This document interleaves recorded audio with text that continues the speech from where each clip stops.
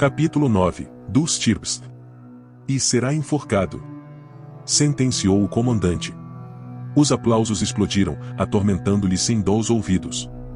Artyom levantou a cabeça com dificuldade e olhou em redor. Só conseguia abrir um dos olhos porque o outro estava completamente inchado, e os interrogadores tinham-no torturado com o máximo empenho.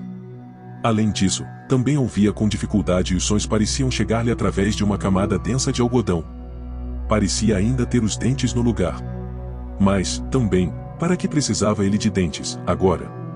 O mármore era quase branco, como habitualmente.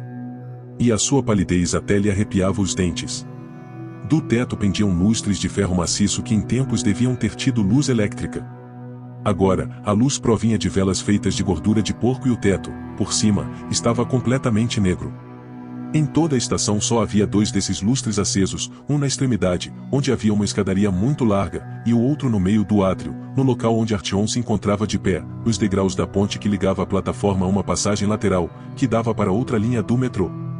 Graças às arcadas semicirculares e às colunas em que mal se reparava, o espaço parecia enorme. Que tipo de estação era esta? Será executado amanhã, às 5 horas da madrugada, na estação de Tverskaya, e especificou o homem gordo que estava ao lado do comandante. Tal como o seu superior, este também envergava, em vez do camuflado verde, um uniforme preto com botões amarelos luzidios. Ambos tinham boinas pretas que, no entanto, não eram tão grandes nem tão mal acabadas como as que usavam os soldados que estavam no túnel. Pelas paredes havia um grande número de águias e de suásticas, mas com 3 braços, além de palavras de ordem e de lemas cuidadosamente desenhados em letras góticas. Esforçando-se por se concentrar apenas nas palavras, de contornos às vezes indistintos, Artyom conseguia ler: no metrô é para os russos, pretos para a superfície, e ou morte aos comedores de ratos. Também havia outras, de conteúdo mais abstrato: e marchemos para a última batalha pela grandeza do espírito russo, pelo fogo e pela espada estabeleceremos a verdadeira ordem russa. E também havia uma citação atribuída a Hitler: em mente sã em corpo são. Uma frase, em especial, causou-lhe uma certa impressão. Servia de legenda ao desenho, muito bem feito, de um soldado de ar corajoso, de queixo bem saliente, ao lado de uma mulher de ar resoluto. Tinham sido desenhados de perfil e, com esse artifício, o homem parecia proteger a mulher. Dizia a legenda: em cada homem é um soldado e cada mulher é mãe de um soldado. Todas estas inscrições e desenhos haviam conseguido captar mais a atenção de Artyom do que as palavras do comandante. Mesmo diante de si, do outro lado do cordão, agitava-se a multidão inquieta. Não vira muitas pessoas na estação e todas elas estavam vestidas de maneira indistinta, com blusões acolchoados e sobretudos gordurosos. Não se via uma única mulher e, se isso refletia a realidade, dificilmente haveria um maior número de soldados no futuro. Artyom deixou cair a cabeça para o peito, e já não tinha forças para manter direita, e se não fossem os 2 soldados de ombros largos e boinas que o seguravam por baixo dos braços, até teria caído para o chão. Artyom sentiu-se mais uma vez a desmaiar e com a cabeça à roda e não conseguiu dizer nada irônico. Esperava que, neste momento, o abrissem e o voltassem do avesso, diante desta gente toda. E começou, ao mesmo tempo, a sentir-se dominado por uma indiferença estúpida quanto ao que lhe iria acontecer. O interesse que mantinha pelo que o rodeava estava a dissipar-se, como se não fosse a ele que tudo estava a acontecer e como se estivesse, apenas, a ler um livro sobre o assunto. O destino do principal protagonista provocava-lhe algum interesse, claro, mas quanto mais depressa ele morre-se, mais depressa Artyom poderia ir buscar outro livro à estante, de preferência com um final feliz. De início, tinha sido espancado com cuidado e com minúcia por homens pacientes e fortes enquanto os outros lhe faziam perguntas inteligentes e judiciosas. O compartimento, tal como era de esperar, estava pavimentado com azulejos de um amarelo que o perturbava e que facilitavam a tarefa de lavar o sangue derramado. Mas o cheiro é que não podia ser lavado. Para começar, haviam-no ensinado a tratar por o comandante o homem magro, de cabelo louro e liso e feições delicadas, que dirigia o interrogatório. Depois, ensinaram-no a não fazer perguntas e a responder as que lhe fossem feitas. E, finalmente, ensinaram-lhe a responder com exatidão e sem rodeios. Artyom não conseguia perceber como é que ainda tinha dentes, pois sentia alguns deles abanar perigosamente e o sabor permanente a sangue enchia-lhe a boca. De início, tentou justificar a sua atitude, mas rapidamente lhe explicaram que não valia a pena. A seguir, tentou manter-se em silêncio, mas depressa foi convencido de que isso também não era o mais correto. E, além disso, era doloroso. É uma sensação estranha ter um homem forte a espancar-nos a cabeça, e não é só a dor, é também a espécie de furacão que se forma no interior, que varre todos os pensamentos da nossa mente e que estilhaça todos os sentimentos. A verdadeira tortura só depois é que começa. Passado algum tempo, Artyom percebeu o que devia fazer. Era simples e devia apenas gerir as expectativas do comandante da melhor maneira que podia. Se o comandante perguntava se Artyom fora mandado por Kuznetsky Most, devia corroborá-lo com um aceno de cabeça. Custava-lhe menos, o comandante não franzia o nariz eslavo perante a resposta e os seus assistentes não lhe batiam.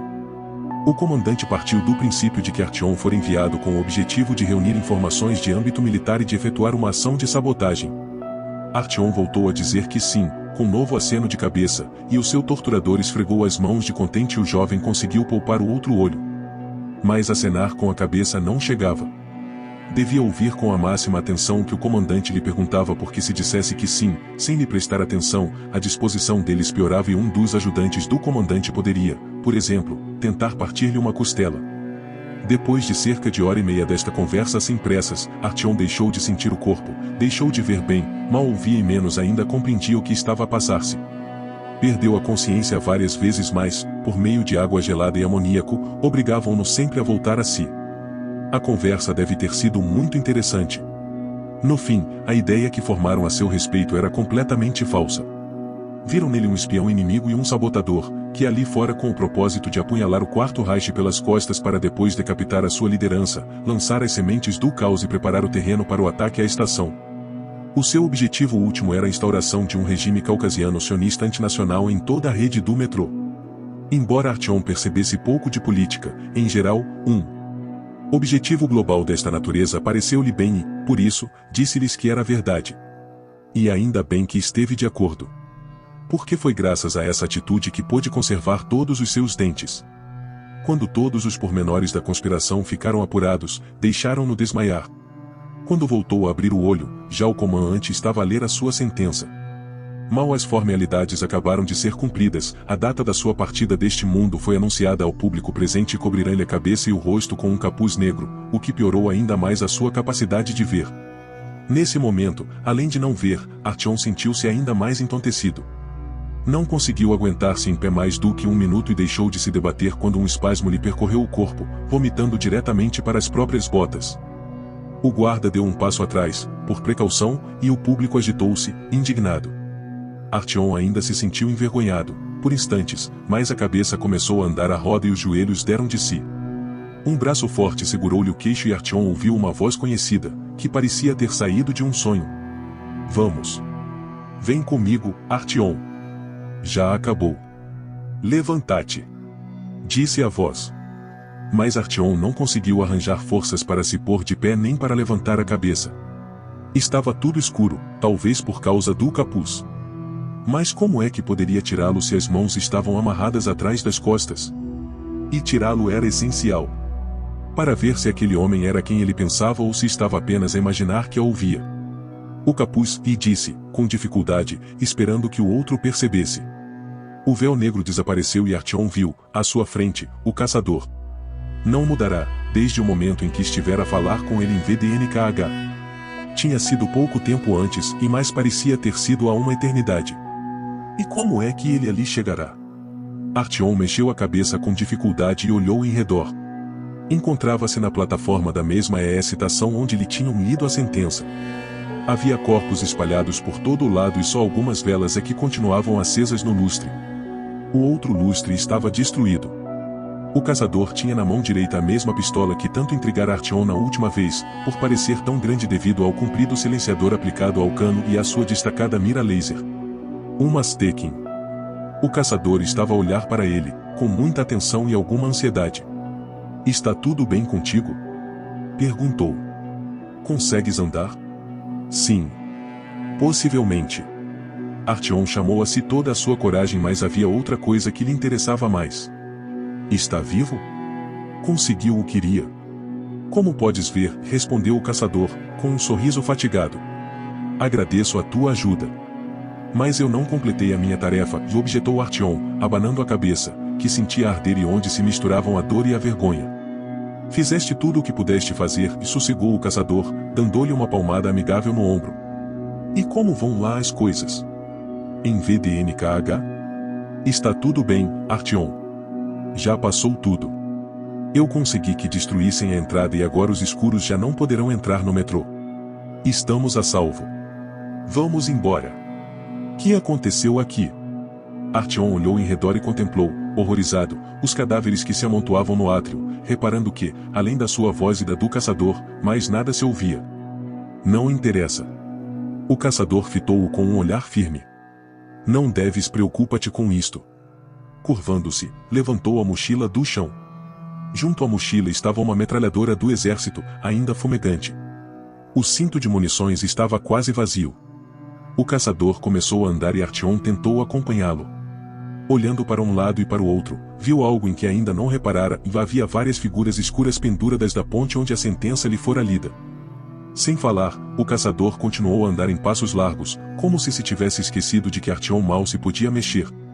E, por mais que Artyom se esforçasse, a distância entre ambos estava sempre a aumentar e o jovem começou a recear que o caçador desaparecesse, deixando-o nesta horrível excitação, coberta de sangue escorregadio e ainda quente, onde os habitantes não passavam de cadáveres. Mereço isto, realmente, pensou Artyom. A minha vida é mais importante do que as vidas destas pessoas todas? Não, mas o certo é que se sentia satisfeito por ter sido salvo. Mas essas pessoas, caídas ao acaso no chão de granito da plataforma e nos carris, ao lado umas das outras como se fossem sacos ou trapos, para sempre paralisadas nas poses em que as balas do caçador as haviam atingido e não tinham morrido para que ele pudesse viver? O caçador concretizara a troca com uma facilidade tão grande, como se tudo fosse um jogo de xadrez em que tivesse sacrificado algumas peças menores para proteger uma das mais importantes. O caçador era apenas um jogador, o metrô era um tabuleiro de xadrez e as peças eram todas dele porque ele estava a jogar consigo próprio. Mas a pergunta era esta: Artyom era uma peça tão importante neste jogo que todas as pessoas tinham de morrer para ele sobreviver? Sendo assim, o sangue que escorria pelo frio chão de granito também correria nas suas veias. Era como se ele o tivesse bebido, extraindo-o dos outros para poder existir. Agora nunca mais conseguiria sentir-se aquecido. Com esforço, Artyom deu uma pequena corrida para se aproximar do caçador e perguntar-lhe se voltaria a sentir-se quente ou se, mesmo no meio dos mais encarniça dos tiroteios, ficaria assim frio e melancólico, como uma noite gelada de inverno numa excitação distante e sem importância. Mas o caçador já ia longe. E foi talvez por Artyom não conseguir acompanhar que o caçador desceu para os carros e penetrou, apressadamente, no túnel, com a agilidade de um animal. Com movimentos que pareceram a Artyom ser os de um cão. Não, de um rato. Oh, meu Deus! Caçador, o senhor é um rato? A terrível ideia saltou da boca de Artyom e o jovem sentiu-se aterrorizado pelo que acabou de dizer. Não, e ouviu, em resposta. O rato é tu. O rato é tu. E cobarde. É um rato cobarde. Repetiu a voz, mesmo por cima dos seus ouvidos, com uma cuspidela. Artyom abanou a cabeça mas imediatamente se arrependeu de o ter feito. Agora, graças aos movimentos frenéticos que fizera, a dor brutal que lhe entorpecia o corpo explodiu. Perdeu o controle das pernas e começou a cair, acabando por ficar imóvel, com a testa fervente apoiada numa superfície fria e metálica. A superfície era irregular e exercia uma pressão desagradável sobre a sua pele embora lhe arrefecesse a carne inflamada e Artyom deixou-se ficar durante algum tempo nesta posição, sem ter forças para decidir de outro modo. Recuperou o fôlego e tentou abrir o olho esquerdo. Estava sentado no chão com a testa encostada a uma grade que subia à altura do teto, preenchendo o espaço de um lado e do outro do arco mais alto e do mais baixo. Ficará voltado para o átrio, vendo os caminhos que se abriam para lá da grade. Do outro lado, e tanto quanto conseguia ver, todas as restantes arcadas tinham sido também transformadas em celas e havia pessoas sentadas em cada uma delas. A estação, aqui, era exatamente o oposto da estação onde fora condenado à morte. Essa tinha linhas elegantes, era luminosa, arejada e espaçosa e feita de colunas transparentes e arcadas altas e largas, apesar da iluminação exígua e das inscrições e dos desenhos que cobriam as paredes. Era como uma sala de banquetes comparada com esta. Aqui era tudo opressivo e assustador. O teto era baixo e abobadado como os dos túneis. Não chegava a ter o dobro da altura de um homem. E as colunas eram grandes e grosseiras, cada uma delas mais larga do que os arcos entre elas. O teto das arcadas estava tão próximo do chão que ele até podia erguer-se e tocar-lhe se não se desse o fato de as suas mãos estarem atadas com cabos atrás das costas. Na diminuta cela, além de Artyom, encontravam-se mais 2 prisioneiros. Um estava no chão, com o rosto enfiado num monte de trapos, e gemia, com voz enrouquecida. O outro tinha olhos escuros e cabelo castanho e não se barbeava há algum tempo. Estava sentado com as costas apoiadas à parede de mármore, observando-o com grande curiosidade. Do lado de fora das celas, havia 2 homens a patrulharem o local, vestidos com camuflados e boinas, um dos quais levava um cão pela trela, ralhando-lhe de vez em quando. E talvez tivessem sido eles a acordá-lo. E ele estivera a sonhar. Tudo aquilo fora um sonho. Tudo. E iam enforcá-lo. Que horas são? Perguntou, num murmúrio, mexendo com dificuldade a língua. Inflamado e olhando de lado para o homem de olhos negros. 9:30, e respondeu o homem, de bom grado, pronunciando as palavras com o mesmo sotaque ouvido por Artyom em Kitaigorod. Luo soava como um oao e o oei o transformava-se em noai. Da noite, já acrescentou. 9:30. Faltavam 2h30 para meia-noite e, aí, já só faltariam 5 horas até ao procedimento. 7h30. E enquanto ele estava a pensar e a fazer contas, o tempo ia voando. Artyom tentará, uma vez, imaginar o que uma pessoa sentiria e pensaria na iminência de morrer, na véspera da sua execução. Medo? Ódio pelos seus carrascos? Arrependimento? Mas, no seu íntimo, Artyom sentia-se vazio. O coração batia-lhe com força no peito, sentia a pulsação nas têmporas e o sangue enchia-lhe a boca até ele o engolir. O sabor do sangue parecia ser o do metal ferrugento. Ou seria o metal, especialmente quando molhado, a saber a sangue acabado de derramar? Iam enforcá-lo. Iam matá-lo. Ele deixaria de existir. Não conseguia imaginar como seria nem, tão pouco, aceitá-lo. Toda a gente sabe que a morte é inevitável. A morte fazia parte do cotidiano do metrô. Mas todas as pessoas pensam que não lhes acontecerá nenhum infortúnio, que as balas as evitarão e que a doença as contornará.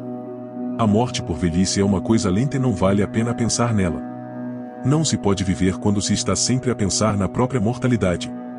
É necessário esquecê-la e, apesar de esses pensamentos irromperem com frequência, é necessário afastá-los e sufocá-los ou, de outro modo, criam raízes na consciência e tornam a vida miserável. Não se pode pensar que se morrerá. Ou, então, caísse na loucura. Só há uma coisa que pode salvar um homem da loucura e essa coisa é a incerteza. A vida de alguém que tenha sido condenado à morte é diferente da vida de uma pessoa normal, pelo menos de uma maneira. A primeira sabe exatamente quando vai morrer e a outra ignora esse aspecto da sua vida e, por isso, tenderá a ter sempre a impressão de que pode viver eternamente, embora possa vir a morrer num acontecimento catastrófico logo no dia seguinte. A morte, só por si, não assusta. O que assusta é estar à espera dela. Durante 7 horas, ainda. Como é que o fariam? Artyom não conseguia imaginar como as pessoas eram enforcadas. Em tempos, em VDNKH, tiveram de executar um traidor, mas Artyom ainda era muito jovem e pouco compreendia do que se passava e, de qualquer modo, não se faziam execuções públicas na sua estação. Aqui, provavelmente, iriam lhe rodear o pescoço com uma corda e ou prendê-lo iam ao teto e ou assentar-lhe iam os pés num banco. Não aguentou pensar nisso. Sentiu sede. Com esforço, mudou de linha e o comboio dos seus pensamentos passou para outros carris, para a recordação do oficial que matara. Foi a primeira pessoa que matara na sua vida. Reviveu novamente a cena, tal como a viu, das balas invisíveis que lhe perfuraram o peito largo e como haviam deixado marcas negras, de queimaduras, onde o sangue começou a coagular-se. Não sentiu o mais ligeiro arrependimento pelo que fizera e isso surpreendeu-o. Em tempos, pensara que cada pessoa morta seria um fardo pesado na consciência da pessoa que a matara e que iriam aparecer-lhe nos sonhos, perturbar-lhe a velhice. Mas não. Não parecia ser assim. Não havia pesar. Não havia arrependimento. Só uma satisfação sombria. E Artyom compreendeu que, se a pessoa assassinada lhe aparecesse num pesadelo, ele conseguiria voltar as costas ao fantasma, que acabaria por desaparecer sem deixar vestígios. Quanto à velhice, bem, já não iria tê-la. O tempo fugia-lhe.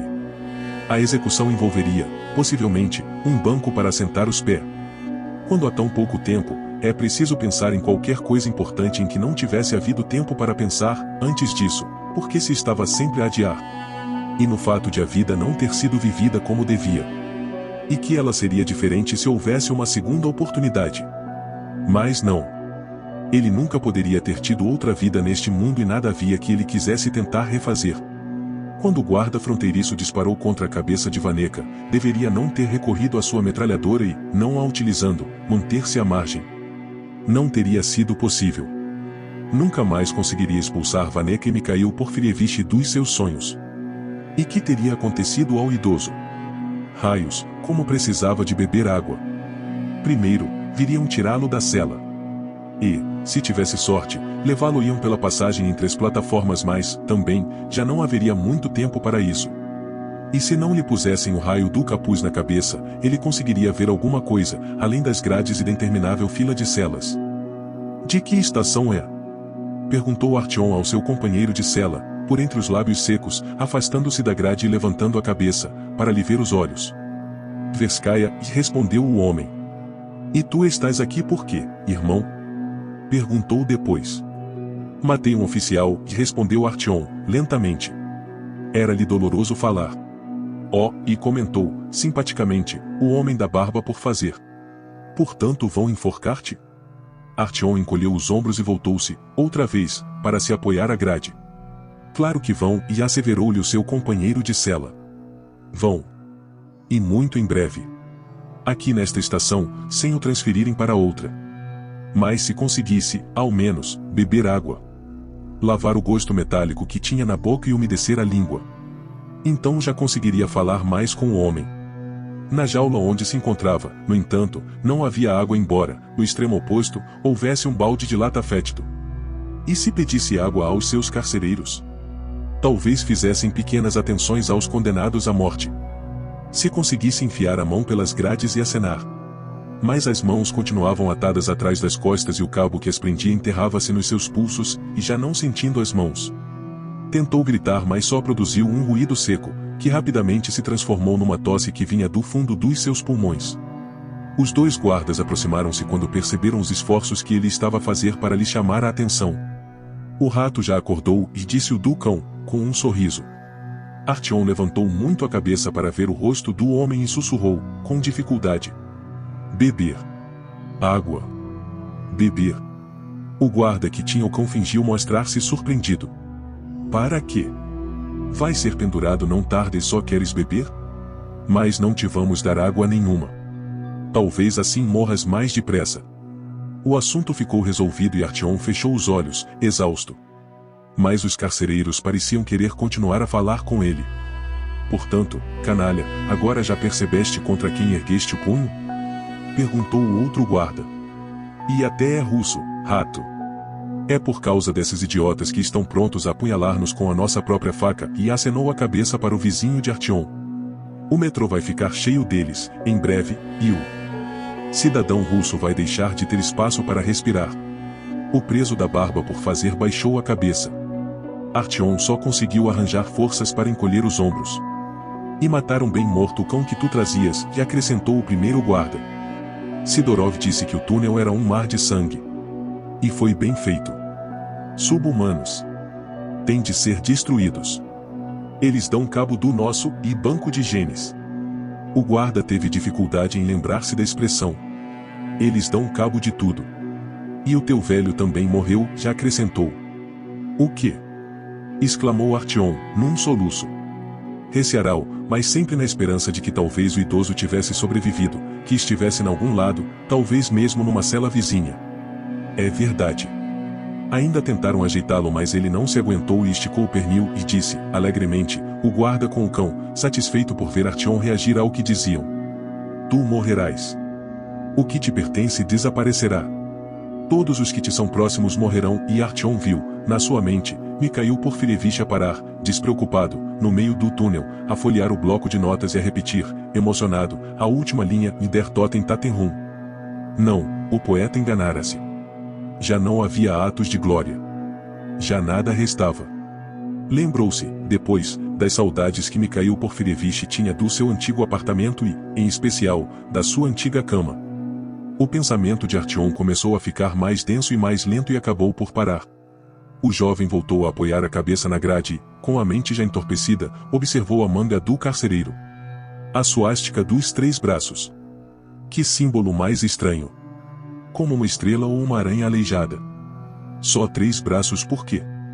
Perguntou. Por quê?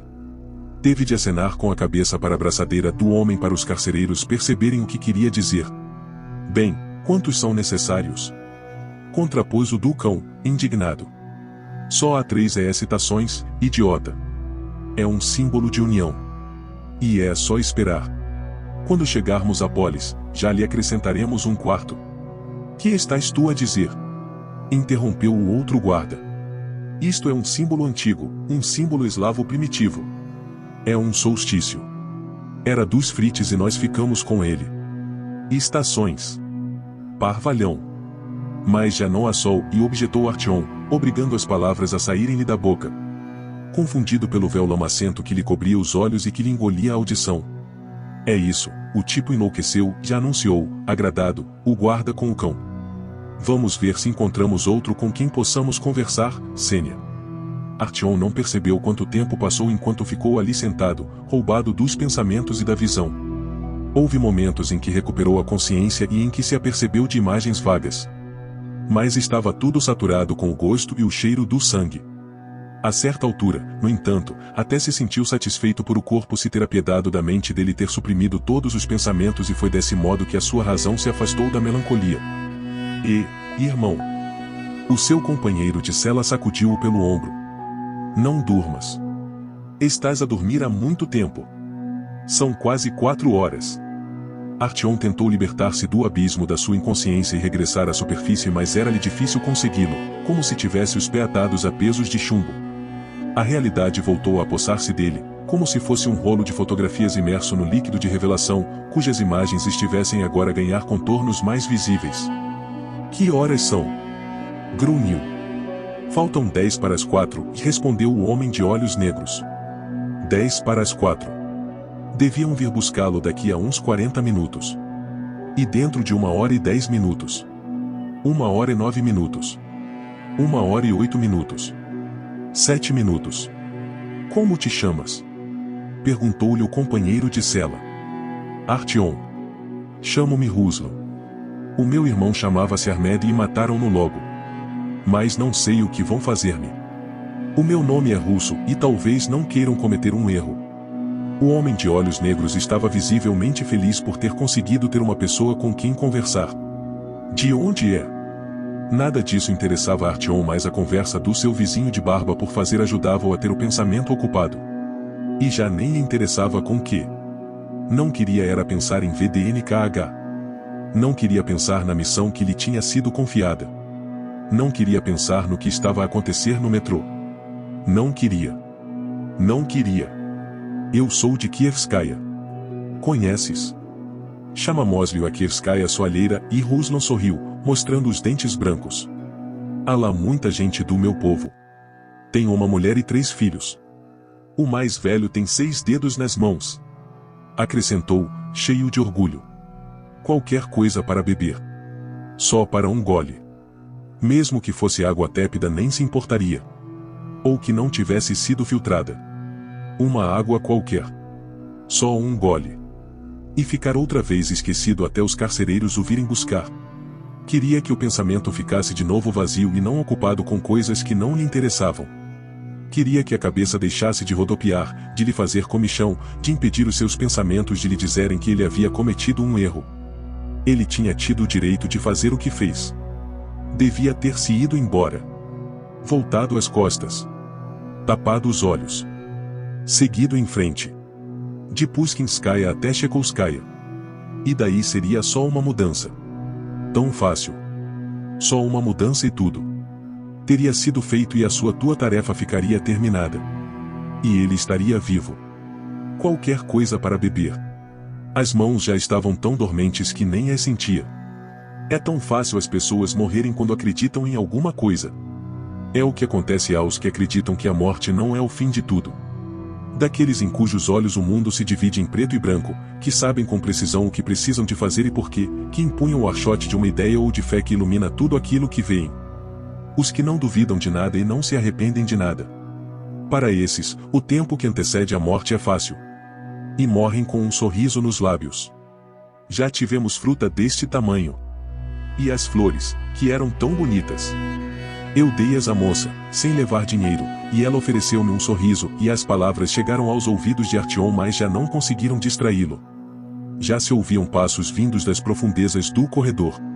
Aproximavam-se várias pessoas e o coração de Artyom encolheu e transformou-se num pequeno tumor nervoso. Já o vinham buscar? Tão cedo. Pensara que 40 minutos demorassem mais tempo a passar. Ou fora só para lhe dar alguma esperança que este seu maldito vizinho lhe tinha dito que ele dispunha de mais tempo do que realmente dispunha? Não, não podia ser. 3 pares de botas pararam à frente da sua jaula. 2 deles tinham calças militares enfiadas nos canos das botas e o terceiro tinha calças pretas.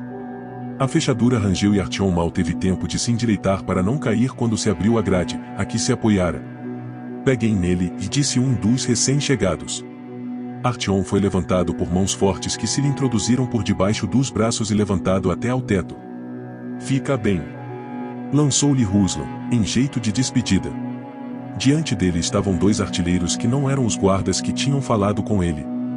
Mas estes também apresentavam o mesmo aspecto indiferente. Um terceiro homem, de bigode eriçado e olhos azuis claros, tinha um uniforme preto e uma pequena boina. Sigame, ordenou e os homens arrastaram Artyom para o outro extremo da plataforma. O jovem tentou caminhar sozinho. Não queria que o arrastassem como se fosse um boneco inútil. Se ia ser obrigado a despedir-se da vida, queria fazê-lo com dignidade. Mas as pernas não lhe obedeceram, deram de si e ele não conseguiu fazer mais do que deixá-las ficar desajeitadamente assentes no chão, dificultando-lhe todos os movimentos e levando o homem do uniforme preto a olhar para ele com severidade. As várias celas não iam até ao fundo do corredor. A fila era interrompida a meio, onde se situavam as escadas rolantes que davam para o nível inferior. Aí ardiam archotes que faziam refletir uma luz avermelhada nos tetos. E também se ouviam gritos de dor. Artyom lembrou-se, de repente, do mundo das trevas e sentiu algum alívio ao perceber que não era para aí que o levavam. Da última cela, alguém lhe gritou, Vladeus, meu amigo. Mas Artyom não lhe prestou atenção. A única coisa que conseguia ver à sua frente era um copo com água. Junto à parede, do outro lado, havia um posto de observação com guardas, uma mesa grosseiramente improvisada com 2 cadeiras e o símbolo de proibição de entrada das pessoas de pele escura. Artyom não viu forças em lado nenhum e, por instantes, teve a extraordinária esperança de que só o tinham querido assustar e que na realidade não o levavam para ser enforcado mas para a saída da estação, para ele se ir embora sem os outros verem. O homem do bigode, que ia à frente, voltou-se na última arcada, de frente para as linhas, e Artyom ainda acreditou com maior fervor na fantasia que lhe permitiria escapar-se. Nos carris encontrava-se uma pequena plataforma com rodas, disposta de tal modo que ficava ao nível do pavimento da estação. Aí estava de pé um homem entroncado com um uniforme militar, a examinar uma corda que pendia de um gancho aparafusado no teto. A única diferença entre ele e os outros era o fato de as mangas arregaçadas revelarem antebraços poderosos e ter um gorro enfiado na cabeça com buracos para os olhos.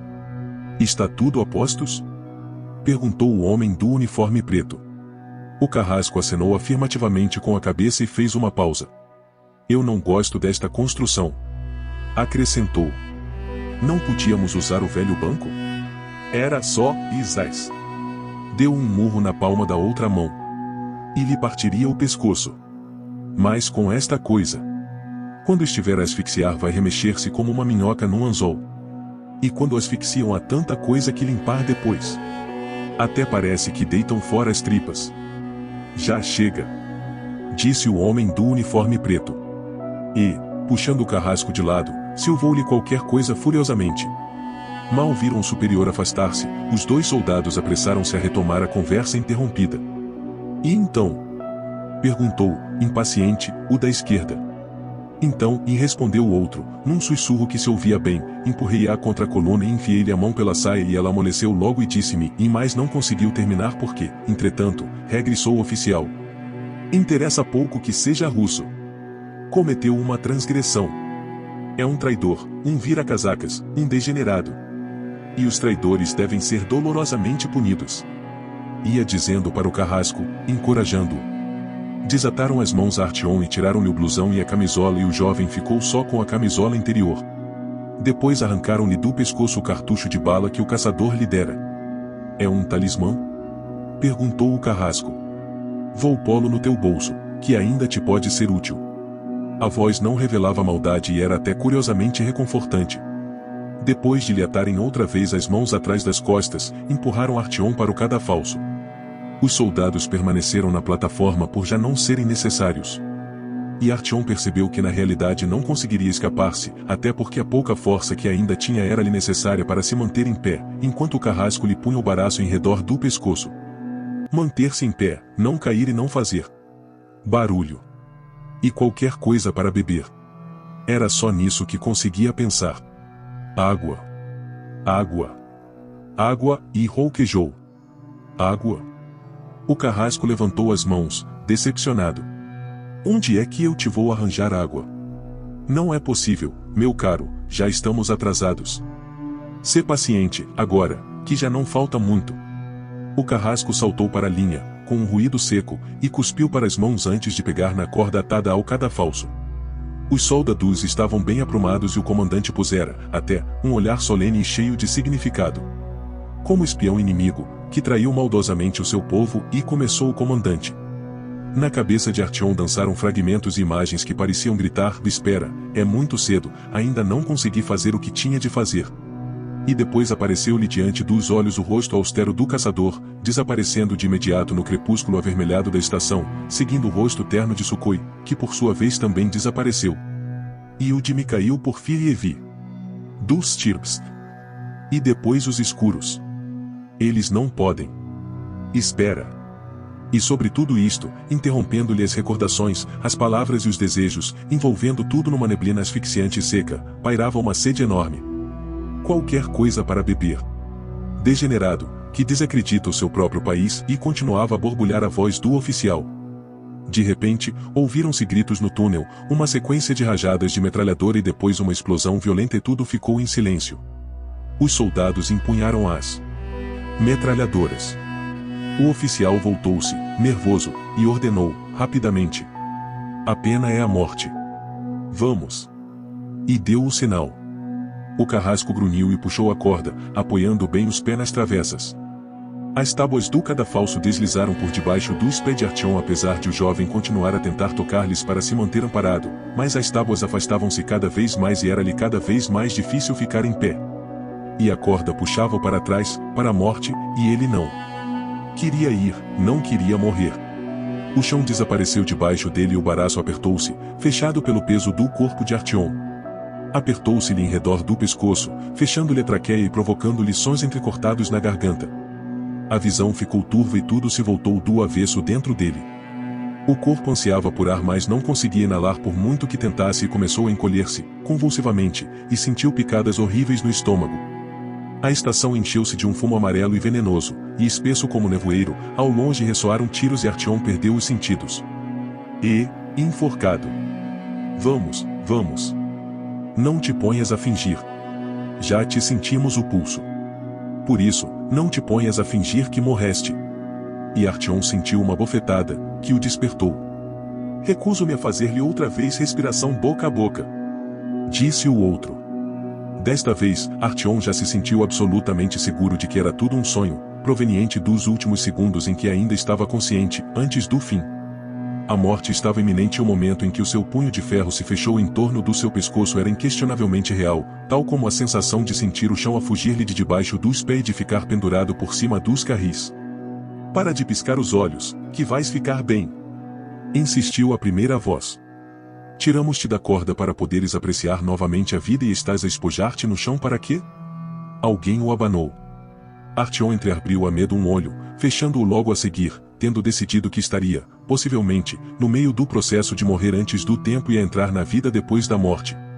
Havia um ser curvado sobre ele, muito parecido com uma pessoa, mas de aspecto tão invulgar que o fez recordar-se das especulações de Kant sobre o destino das almas quando se separam dos seus corpos transitórios. A pele do ser que o observava era de um amarelo pálido, o que facilmente se via à luz da lanterna que os iluminava, e, em vez de olhos, tinha fendas estreitas como se o escultor que estivesse a esculpir uma pessoa a partir de um tronco de árvore tivesse dado o rosto quase por concluído sem, no entanto, se ter lembrado de lhe fazer os olhos, para ela poder ver o mundo. O rosto era redondo, com maçãs do rosto pronunciadas, e Artyom não se lembrava de alguma vez ter visto uma coisa assim. Não, isto assim não dá, e declarou outro que estava um pouco mais acima, numa voz decidida, atirando-lhe água para o rosto. Artyom sorveu a água convulsivamente, estendendo as mãos para a garrafa. De início, manteve-se agarrado ao gargalo e só depois é que se pôs de pé e olhou em redor.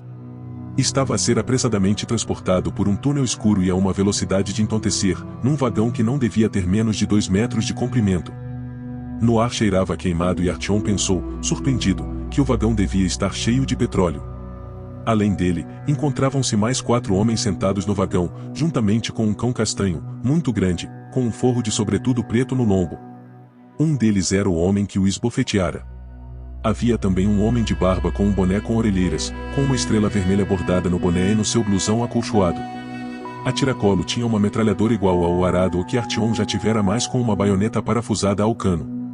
O terceiro era um homem cujo rosto Artyom não conseguiu ver de imediato, mas que, quando o viu, o fez quase atirar-se do vagão, da pele era muito escura.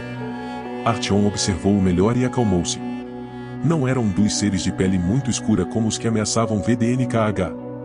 O tom de pele não era o mesmo dos deles e o rosto era humano e normal, com os lábios ligeiramente voltados para fora e um nariz achatado como o de um pugilista.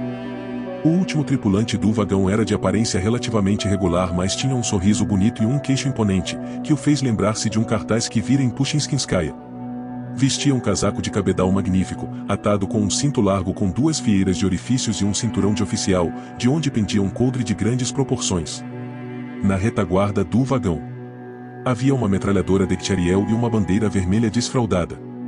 Quando o foco de uma das lanternas caiu, por acaso, sobre a bandeira, Artyom viu que não se tratava verdadeiramente de uma bandeira, mas de um tecido vermelho rasgado, onde figuravam o rosto, a vermelho e negro, de um homem de barba. Tudo isto parecia mais uma espécie de terrível delírio do que o salvamento milagroso que o caçador lhe oferecerá, na sua fantasia, quando irrompera, sem piedade, pela estação de Pushkinskaya. Ele já acordou, disse o homem dos olhos estreitos. Então, enforcado, o que é que fizeste? O homem falava sem sotaque e a pronúncia não era muito diferente da de Artyom ou de Sukhoi.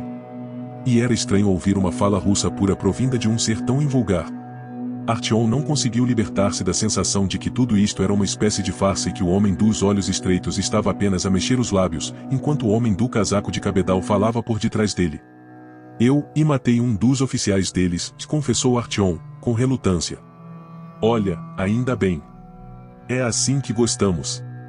É o que eles merecem, disse, entusiasmado, o homem das maçãs do rosto salientes, enquanto o seu companheiro de pele muito escura, que seguia sentado à frente, se voltava para Artyom, erguendo as sobrancelhas numa expressão de respeito.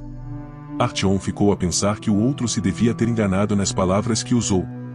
O que significa que o que fizemos não foi em vão, tornou o seu interlocutor, com um sorriso mais largo. O sotaque não tinha falhas e Artyom sentiu-se ainda mais confuso, sem saber o que pensar. Como te chamas, herói? Perguntou o homem elegante do casaco de cabedal. E Artyom apresentou-se. Eu sou o camarada Ruzakov. E este é o camarada Bonsai. Acrescentou o seu interlocutor, apontando para o dos olhos estreitos. É o camarada Machin. O homem da pele escura sorriu. E este é o camarada Fyodor. O cão foi apresentado no fim. Artyom não teria ficado surpreendido se o nome dele também fosse precedido por o camarada. Mas, afinal, era só Karatsiupa. Artyom apertou-lhes as mãos, um a um, a mão forte e seca do camarada Ruzakov, a palma firme e estreita do camarada Bonsai, a mão negra de Machin, que parecia uma pá, e a mão carnuda do camarada Fyodor. Tentou, também, fixar os nomes deles, em especial, o de Karatsiupa, que lhe pareceu o mais difícil de pronunciar. Mas, depois, percebeu que, entre eles, usavam nomes diferentes. O principal era tratado por o camarada comissário, o da pele escura por Machinka ou Lumumba, o dos olhos estreitos só por Bonsai e o da barba e das orelheiras por tio Fyodor. Seja bem-vindo à Brigada Vermelha Internacional de Combate Ernesto Che Guevara do Metropolitano de Moscou, proclamou o camarada Ruzakov, em voz triunfante. Artyom agradeceu-lhe e ficou silencioso, a olhar à sua volta. O nome que ouvirá era muito longo e terminava em qualquer coisa que não lhe parecia muito clara. Durante algum tempo, a cor vermelha tinha causado em Artyom um efeito não muito diferente do que causava num touro e a palavra obrigada era sempre associada às histórias de Zênia sobre um mundo sem lei, dominado pelos gangster, que parecia existir na região de Chabolovskaya. Acima de tudo, intrigava o rosto que aparecia no pano que se agitava no vento do túnel, e acabou por perguntar, timidamente: quem é aquele que tem na vossa bandeira? A palavra bandeira foi escolhida no último segundo, substituindo o pano. Esse, meu irmão, é Che Guevara, e explicou-lhe Bonsai. Que Che Guevara? Perguntou Artyom, compreendendo que fizeram uma tolice ao ver no olhar de Rusakov a fúria que o invadia e o sorriso de troça de Machinka. É o camarada Ernesto Che Guevara. Respondeu o camarada comissário, sublinhando bem cada palavra e cada sílaba. O grande e revolucionário e cubano. As palavras pareceram mais compreensíveis a Artyom, ditas assim, ao contrário do seu sentido. No entanto, resolveu abrir muito os olhos, mostrar-se entusiasmado e ficar calado. Afinal, estes homens tinham-lhe salvo a vida e enfurecê-los com a sua ignorância seria uma descortesia. As costelas do metrô, de ferro soldado, estavam a passar por eles a uma velocidade extraordinária e, durante a conversa, já haviam passado por uma estação quase deserta para pararem no crepúsculo da entrada do túnel seguinte. Aqui, num desvio, havia um beco onde podiam ficar parados. Vamos ver se os suínos fascistas se atrevem a vir atrás de nós, disse o camarada Rusakov. Impunha-se que falassem agora num tom de voz muito baixo, porque o camarada Rusakov e Karatsiupa já estavam à escuta, muito atentos aos sons que pudessem vir da escuridão. Por que é que o fizeram? Por que motivo me salvaram? Perguntou Artyom, tentando não se enganar nas palavras. Foi uma sortida planeada. Recebemos informações, respondeu Bonsai, com um sorriso enigmático. Sobre mim? Inquiriu Artyom, na esperança de poder ver confirmadas as palavras que ouvirá Akan sobre a sua missão especial. Não, em geral, respondeu Bonsai, com um gesto vago. Ouvimos dizer que estavam a preparar uma atrocidade qualquer. Por isso, o camarada comissário decidiu ir evitá-la. Além disso, é essa nossa missão, incomodá-los constantemente. Deste lado não puseram barricadas, nem um archote capaz de iluminar o túnel, e só existem alguns postos de vigilância com pequenas fogueiras, e acrescentou Machinka. E desses tratamos de imediato. Infelizmente, tivemos de usar a metralhadora. Mas também tínhamos a bomba de fumo, as máscaras antigás e pegamos em Ti, o nosso herói pátrio salvo das SS, e voltamos para trás. O tio Fyodor, silencioso, ia fumar um cachimbo onde fumegava uma erva desconhecida que punha os olhos de Artyom quase a lacrimejar, disse, de repente. Pois sim, meu amigo, foi bom que te tivéssemos apanhado. Queres um gole? E, tirando de uma caixa de ferro uma garrafa meio vazia com um líquido escuro, agitou e ofereceu a Artyom. Era necessário ter uma grande coragem para aceitar, mas Artyom bebeu um gole. O líquido pareceu-lhe lixa ao escorregar-lhe pela garganta, mas Artyom ficou com a impressão de que finalmente se abria o torno que o apertava há 24 horas. Portanto, são vermelhos? Perguntou, cautelosamente. Sim, irmão, somos comunistas. Revolucionários. Respondeu Bonsai, com orgulho. Da linha vermelha? Prosseguiu Artyom, inclinando-se para a frente. Não, simples comunistas, respondeu o homem, hesitando um pouco, antes de continuar com maior convicção. O camarada comissário explicar-te-á tudo. É ele que se ocupa das questões ideológicas. Alguns minutos depois, já de regresso ao vagão, o camarada Rusakov disse-lhes. Está tudo tranquilo. O bonito rosto do homem transmitia uma sensação de calma. Podemos fazer um intervalo. Não tinham nada com que pudessem fazer uma fogueira. Penduraram uma chaleira pequena por cima de um fogão de campismo e cortaram fatias de carne de porco fria. Os revolucionários tratavam-se bem, o que pareceu suspeito a Artyom. Não, camarada Artyom, não pertencemos à linha vermelha, e disse o camarada Rusakov, com determinação, quando Bonsai lhe transmitiu a pergunta. O camarada Moskin fez como Stalin e voltou as costas a uma revolução à escala do metrô, denunciando oficialmente a interestacional e cortando todo o apoio às atividades revolucionárias. É um renegado e um homem que só está interessado em compromissos. Nós, os revolucionários, mantemo-nos fiéis à linha de pensamento de Trotsky. E vemos o paralelismo que se pode tirar de uma comparação com Fidel e Che Guevara. É por isso que ele figura na nossa bandeira de guerra e apontou para o trapo de aspecto triste com um gesto largo. Mantivemo-nos fiéis aos ideais revolucionários, ao contrário do que fez o colaboracionista camarada Moskin. Nós, os revolucionários, condenamo-lo e aos que o seguem. Oh, e quem é que vos dá o combustível? Perguntou o tio Fyodor, que fumava agora um cigarro enrolado. O camarada Rusakov corou e olhou para o tio Fyodor com uma expressão maldosa. Fyodor reagiu com uma risada de escárnio e aconchegou-se mais no seu blusão. Artyom pouco percebeu da explicação dada pelo comissário, além do que lhe pareceu ser o principal, destes homens não tinham muito em comum com os vermelhos, que queriam pendurar as tripas de Mikhail Porfirievich num pau e, ao mesmo tempo, abatê-lo a tiro. Isso acalmou-o e, numa tentativa de causar boa impressão, piscou o olho. E Staline? É o do mausoléu, não é? Desta vez, já foi longe demais. Um espasmo de fúria deformou o rosto bonito e corajoso do camarada Rusakov, enquanto Bonsai desviou os olhos e o tio Fyodor até franziu o sobrolho. Não, não, e é Lenine quem está no mausoléu. Apressou-se Artyom a corrigir.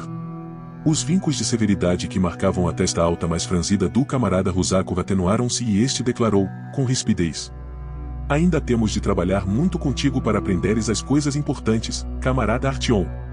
Artyom não queria nada que o camarada Rusakov trabalhasse com ele, mas conteve-se e não replicou.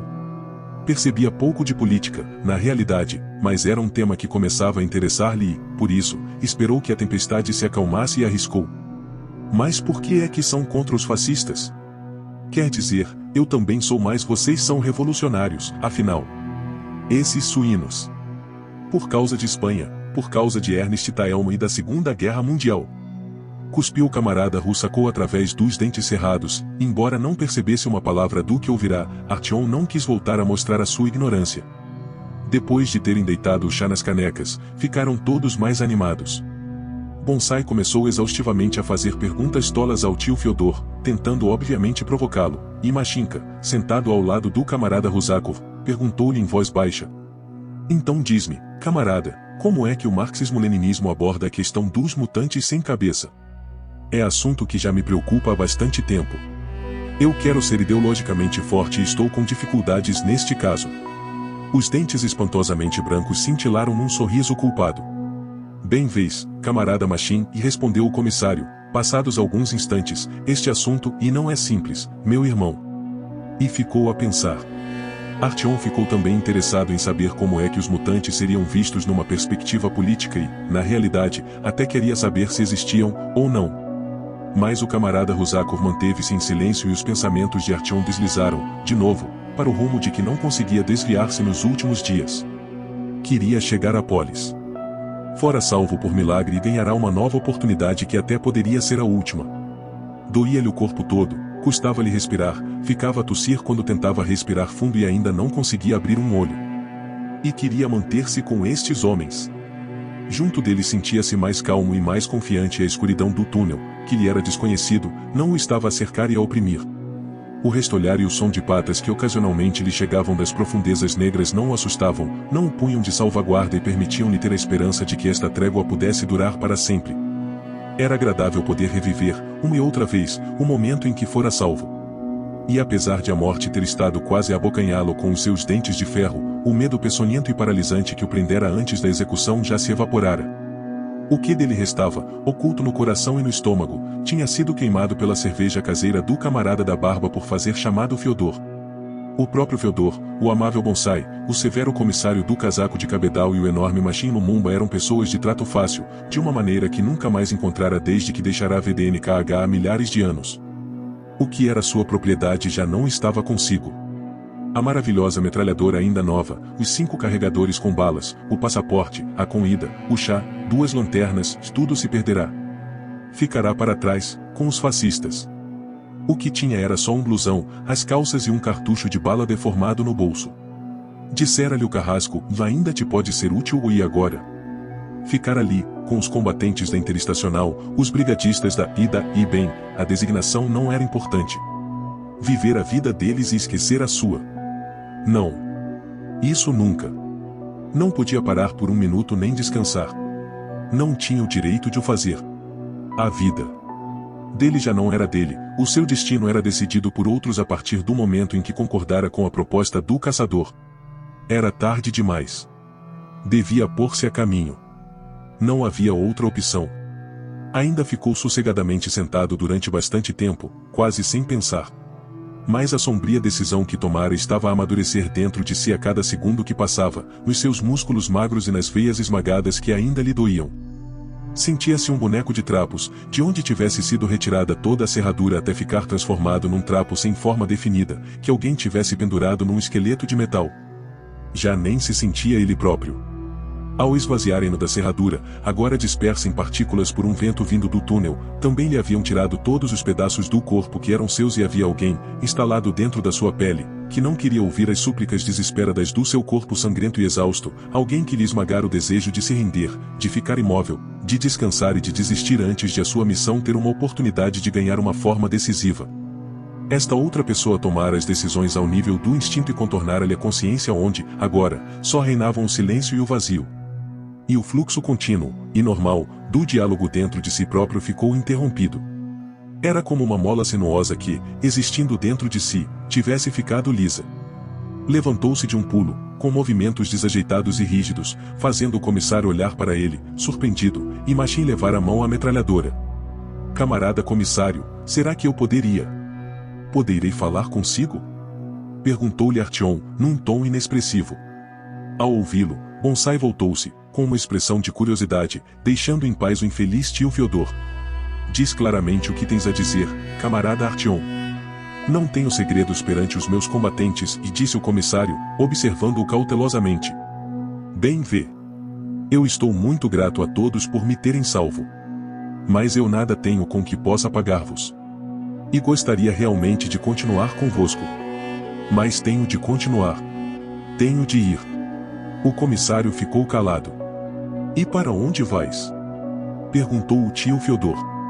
Artyom comprimiu os lábios e baixou os olhos. Havia um silêncio estranho no ar. Pareceu-lhe que tinham ficado todos a olhar para ele, tensos e desconfiados, tentando adivinhar-lhe as intenções. Seria um espião?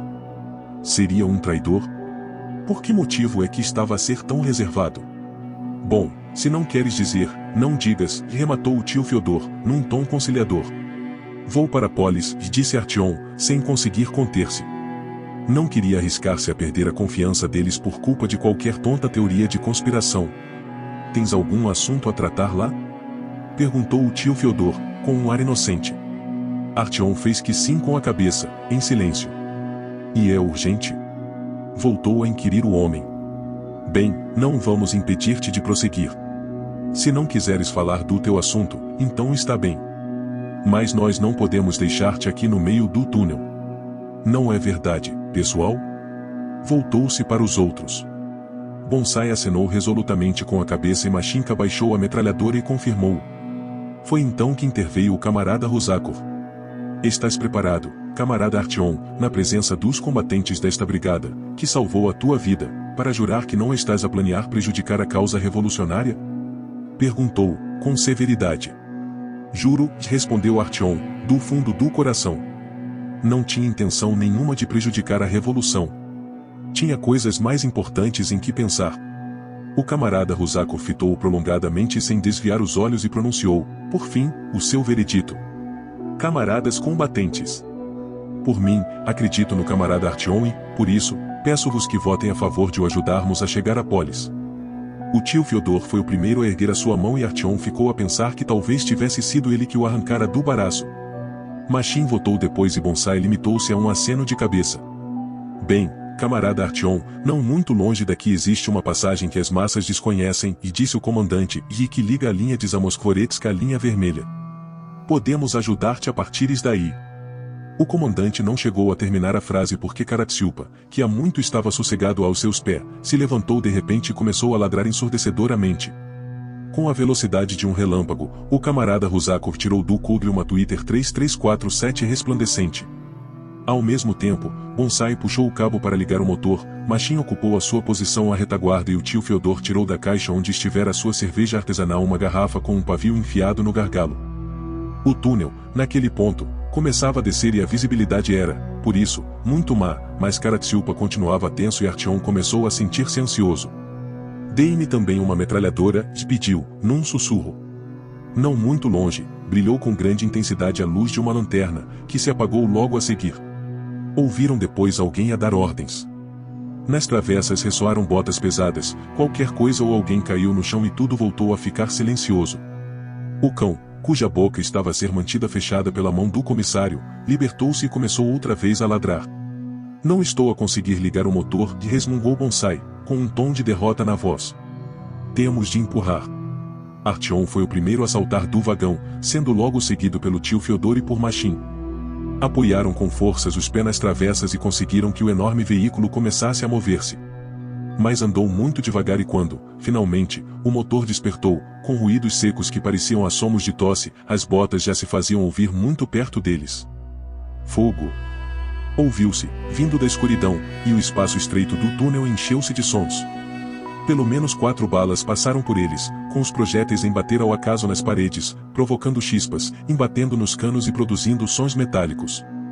Artyom pensou que não teriam por onde escapar, mas Machin, endireitando-se a toda sua altura e, mantendo direita a metralhadora, começou a disparar e, durante muito tempo, não parou.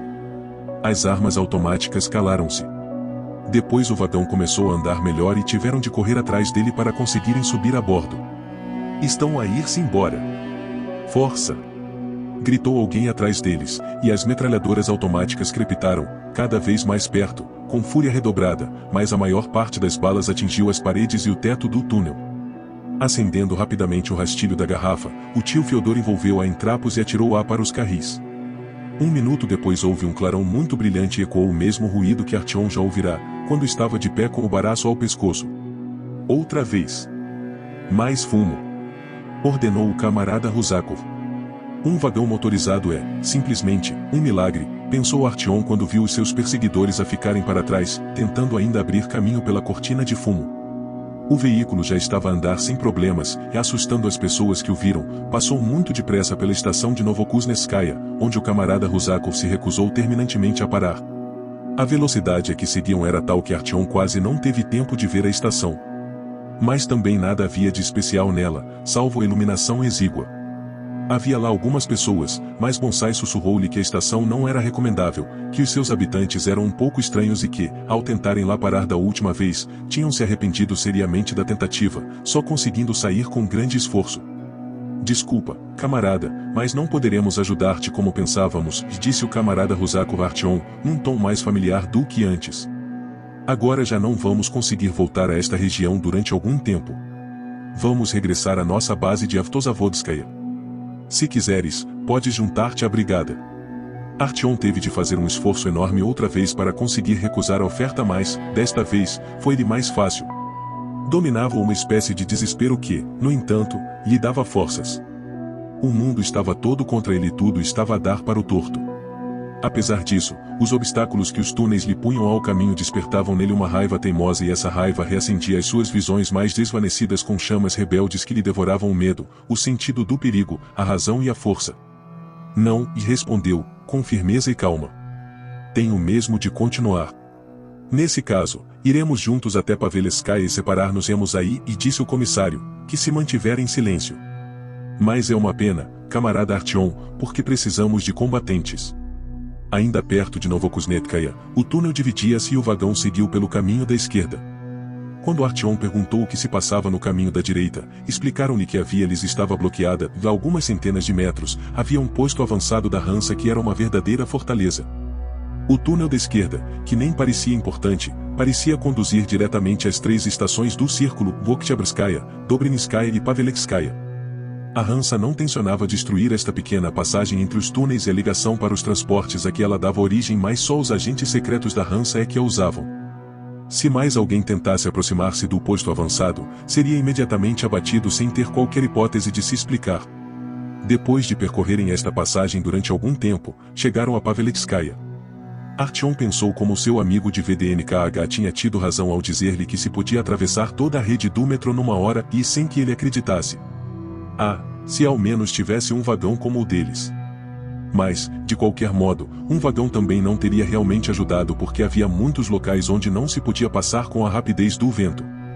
Não valia a pena sonhar com isso porque, neste novo mundo, nunca mais haveria nada assim e neste mundo, cada passo implicava um esforço improvável e uma dor lancinante. Os dias do passado não mais voltariam. Esse mundo, mágico e maravilhoso, estava morto para sempre. Já não existia. E não valia a pena alguém queixar-se por causa disso durante o resto da vida. A única coisa que havia a fazer era cuspir na sua sepultura onde o passado ficará enterrado, voltar-lhe as costas e nunca mais olhar para trás.